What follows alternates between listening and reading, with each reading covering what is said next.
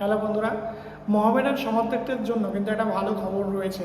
তোমরা জানো রিসেন্টলি কিন্তু দীপক সিং, যিনি বাঙ্কার হিলের ডাইরেক্টর, তিনি একটা ভিডিও প্রকাশিত করেছিলেন এবং যেখানে তিনি বলেছিলেন যে ইনভেস্টরদের সঙ্গে ক্লাব কর্তাদের কিন্তু একটা প্রবলেম হয়েছে এবং সেটার জন্য কিন্তু মোহামেডান এবছর আইএসএলে পার্টিসিপেট নাও করতে পারে এবং সেটা সমস্যার একটা কারণ হতে পারে। এবং এটা শোনার পর থেকে কিন্তু সমর্থকদের মধ্যে দুশ্চিন্তা দেখা দিয়েছিল, কারণ মোহামেডান গত বছর আই লিগ চ্যাম্পিয়ন হওয়ার পরে এবছর কিন্তু আইএসএল খেলার ছাড়পত্র পেয়েছে এবং রিসেন্টলি কিন্তু আইএসএল কমিটিও ঘোষণা করেছে মোহামেডান স্পোর্টিং ক্লাব কিন্তু আইএসএল এবছর খেলবে এবং কলকাতার 3 প্রধানের 1 প্রধান হিসাবে।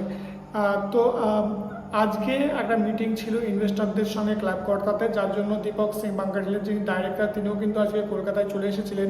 এবং তোমরা জানো ভিডিওতে কিন্তু দীপক সিং বলেছিলেন যে মূলত যে প্রবলেম সেটা হচ্ছে বোর্ডে কতজন মেম্বার, কাদের কতজন থাকবে। এবং সেখানে বলেছিলেন যে ক্লাব কর্তা অর্থাৎ মোহামেডান ক্লাব কর্তারা দাবি করছেন তাদের 5 জন মেম্বার থাকবে, বাঙ্কার হিলের 2 জন এবং স্ট্রাচি গ্রুপের কিন্তু 2 জন থাকবে। কিন্তু এটা মেনে নেওয়া বাঙ্কার হিল বা স্ট্রাচি গ্রুপের পক্ষে সম্ভব ছিল না, তার জন্যই আজকে মিটিং ছিল। এবং যেহেতু আইএসএল খেলার সামনেই আছে আর বেশি দিন নেই, সেহেতু এই মিটিংটা খুবই জরুরি ছিল আজকের জন্য।